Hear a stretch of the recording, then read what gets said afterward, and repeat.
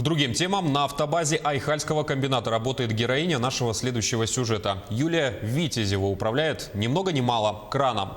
Говорит, совсем не сложно, более того, считает, что это вообще исключительно женская профессия. С ней пообщалась Альбина Шарфединова.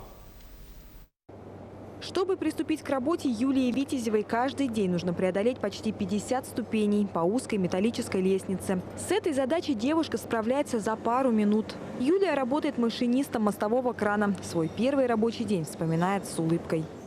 Первый раз, когда я села, естественно, я боялась. Думала, все равно это ответственность очень большая, как работаю с людьми. Думала, боялась сильно. Но потом привыкла. Надо почувствовать кран. Контроллеры, чтобы знать характер работы. Я свою работу люблю очень. Мне нравится работать на высоте. Я там получаю адреналин. Особенно, когда переворачиваем кузова. Машинистом крана в автобазе технологического транспорта номер 1 Айхальского комбината Юлия работает почти 5 лет. У нее одна из самых ответственных работ. С помощью крана она перемещает по цеху разные грузы, в том числе и агрегаты весом в тонны. Юлия научилась слаженно трудиться в паре со стропольщиком и понимать его. Ведь любая оплошность может привести к человеческим травмам. Главное, внимательность у меня. Смотреть, слушать команду. У нас есть специальный сигнальчик, ставит стропольщика. Он сигналы подает. Вира, майна.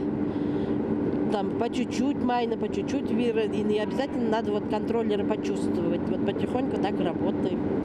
Юлия уверена, что ее профессия исключительно женская. От машиниста требуется не только хороший глазомер, но и усидчивость, терпеливость, выносливость, которая по силу только женщине. На работе Юлия на особом счету. Коллеги ценят ее за ответственность и трудолюбие. Юлия у нас очень ответственный работник. Она у нас активный член профсоюза. Одно время состояла в профсоюзном комитете, очень сильно помогала профсоюзу АТТ.